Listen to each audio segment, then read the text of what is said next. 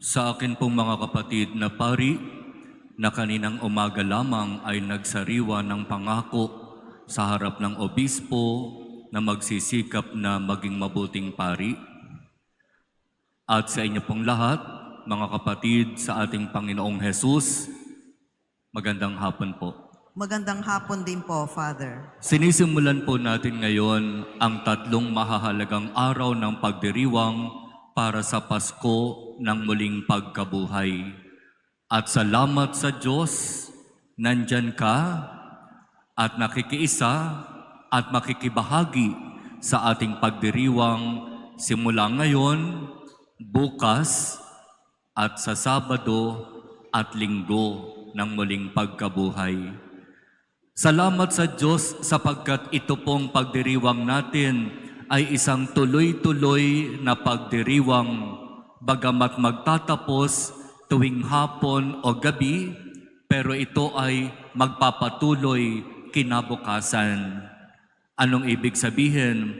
Sa ating pagdiriwang ngayon ng ating banal na misa, kung inyo pong mapapansin mamaya sa pagtatapos, wala tayong final blessing.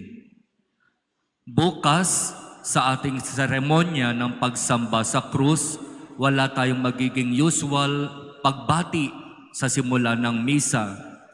At sa pagtatapos ng misa, wala ring final blessing. Kailan natin matatanggap ang final blessing? Sa pagtatapos ng misa sa Easter Vigil Mass sa Sabado ng gabi. Kaya magkakarugtong, magkakaugnay ang ating mga pagdiriwang ngayong tinatawag na Paschal Triduum.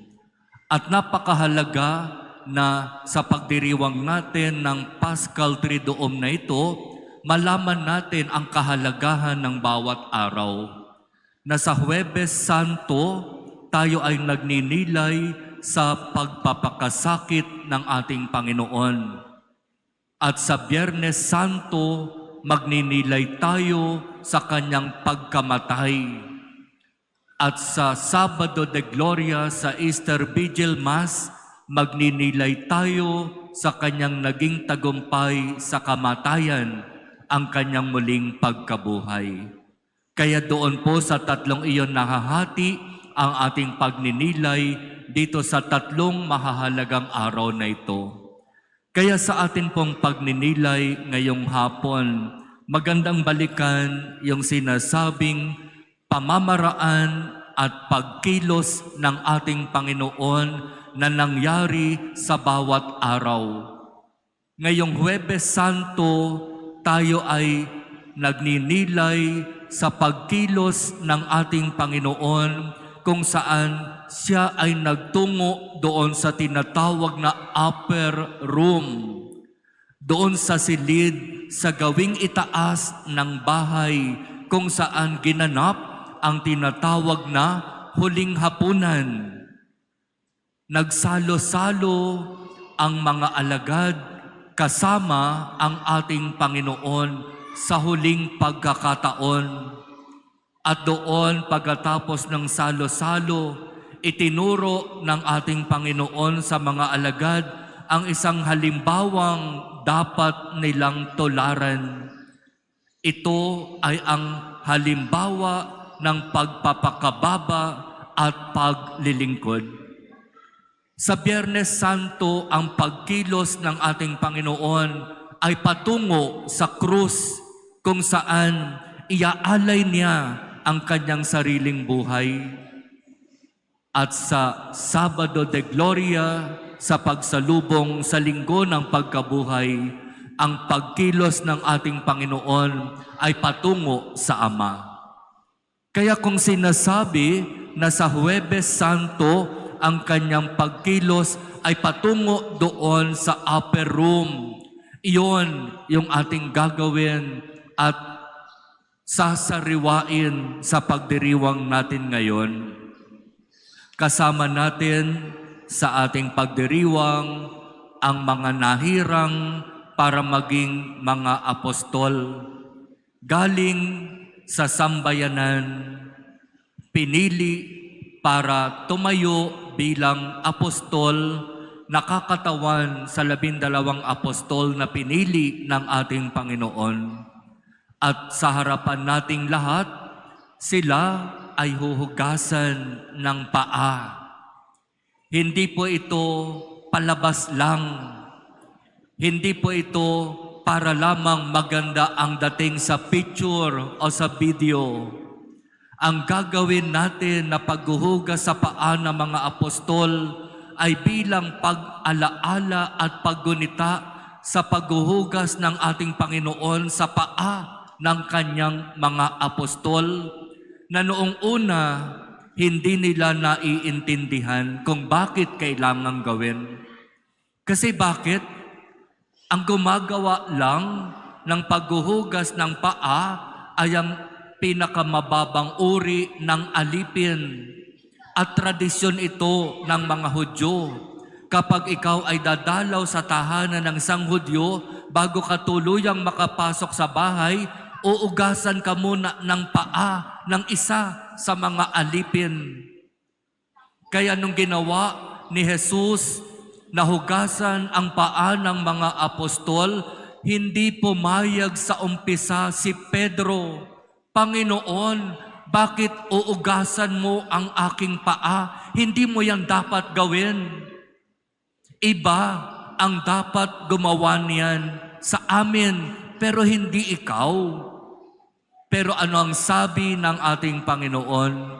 Hindi mo nauunawaan, Pedro, ang ginagawa ko sa inyo ngayon, pero mauunawaan mo rin pagkatapos. Huhugasan ko kayo ng mga paa at bibigyan ko kayo ng halimbawa na dapat ninyong tularan. Kung ako na inyong Panginoon ay naghugas ng inyong mga paa, dapat din kayong maghugasan ng paa sa isa't isa. Ibig sabihin, itinuturo ng ating Panginoon sa kanyang mga alagad ang isang malalim at matinding aral.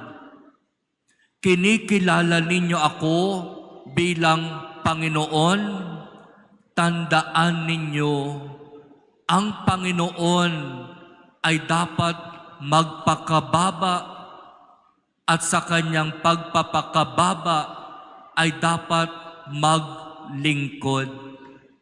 At ito yung aral na itinuturo ng ating Panginoon sa mga alagad. Hindi kailanman dapat lumaki ang ulo ng isang lingkod ng Diyos. Hindi dapat kailanman maging mayabang o mapagmalaki ang isang lingkod ng Diyos. Sapagkat ang kinikilala at sinusundan nating Diyos at Panginoon mula sa kanyang napakataas na karangalan, hinubad ang lahat ng katangian ng pagka-Diyos, nagpakababa, naging tao, at nang maging tao, naglingkod sa halip na paglingkuran.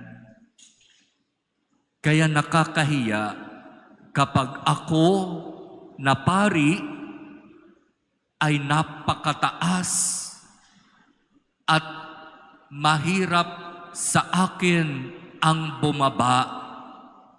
Kapag ganito ang aking pagkapari, malinaw na hindi ako tumutupad sa utos ng ating Panginoon, sapagkat ito ang kanyang utos sa kanyang mga alagad bago niya tuluyang harapin ang kanyang krus, ang kanyang kamatayan. Binigyan ko kayo ng halimbawa na dapat ninyong tularan. Naghugas ako ng inyong mga paa, kaya dapat din kayong maghugasan ng paa sa isa't isa. Ipinakita ko sa inyo ang halimbawa ng pagpapakababa, kaya dapat din kayong maging halimbawa ng tunay na pagpapakababa. Kaya para sa ating lahat, mga kapatid, wala dapat daan sa atin ang pagiging mataas. Hindi tayo dapat kakikitaan ng pagkamayabang sapagkat ang Diyos hindi ganyan. Si Jesus na Panginoon sa kanyang salita, sa kanyang gawa ay tunay na nagpakababa. Kaya magandang pagnilayan itong napakagandang halimbawang ito ng ating Panginoon. Hindi dapat makita o maranasan sa atin ang kataasan. Dapat ang makita at maranasan sa atin ay ang pagpapakababa. Sa huling hapunan, malinaw na itinuro ito ng ating Panginoon sa kanyang mga alagad. At ito rin ay itinuturo ng ating Panginoon sa ating lahat ngayon. At bago siya tuluyang lumisan sa mundong ito para harapin ang kanyang kamatayan, iniwan niya sa atin ang banal na Eucharistia, ang banal na misa na araw-araw ginagawa natin, ang banal na misa na kung saan doon sa huling hapunan na yon, sinabi ng ating Panginoon, gawin ninyo ito sa pag-alaala sa akin.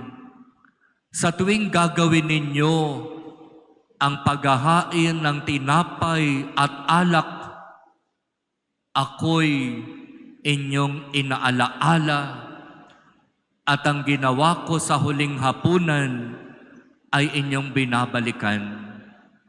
At ayon sa ating pananampalataya, anumang ating binabalikan sa alaala at ginagawa ngayon ay parabang nagiging sariwa ulit at nangyayari ulit ngayon. Kaya yung pagdiriwang natin ng banal na misa, yung bahagi kung saan dinarasal ng pari yung tinatawag na consecratory prayer, iyon yung mismong salita ng ating Panginoon na kanyang binigkas sa huling hapunan. Ito ang aking katawan, ito ang aking dugo.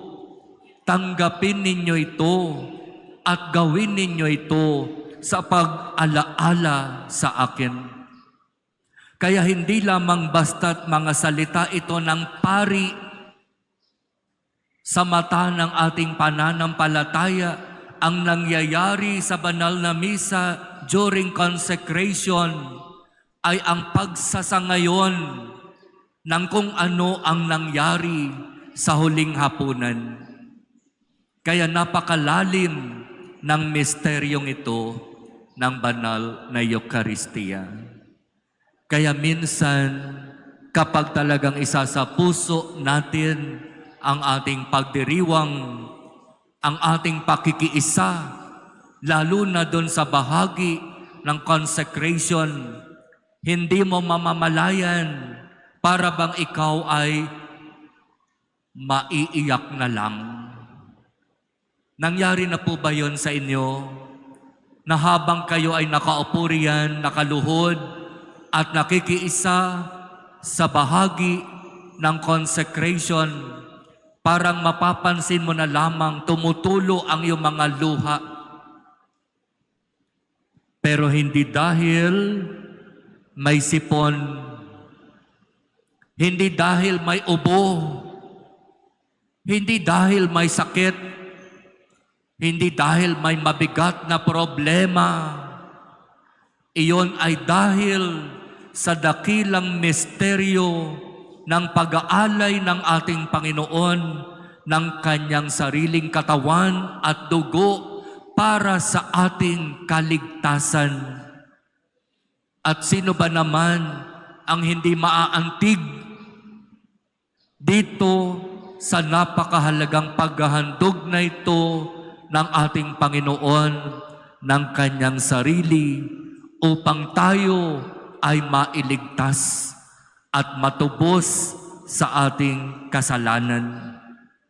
At iyon yung inaalaala natin ngayong Huwebes Santo, ang paghuhugas ng paa sa mga apostol kung saan itinuturo ni Jesus ang daan ng pagpapakababa at paglilingkod at ang pag-alaala sa huling hapunan na ginagawa natin sa tuwing tayo ay dumadalo sa misa, kung saan ang ordinaryong tinapay at ordinaryong alak ay nagiging totoong katawan at totoong dugo ng ating Panginoon. Salamat sa iyo, Panginoong Jesus, sa napakahalagang regalo na ibinigay mo sa amin, ang iyong katawan at dugo na magiging pagkain at inumin namin upang kami mapalakas, maliwanagan, at maakay patungo sa buhay na walang hanggan. Patuloy manawa kaming pagkalooban ng biyaya na makiisa sa iyo at manatili sa iyong presensya. At kung mangyari man na kami ay bumagsak sa pagkakasala, ipagkaloob mo nawa, Panginoon, na kami muling makabalik sa iyong biyaya at pagpapala upang patuloy naming kamtin ang gantimpalang kinakailangan. O aming Panginoong Jesus, na nag-alay ng sarili para kami matubos, maawa ka sa amin.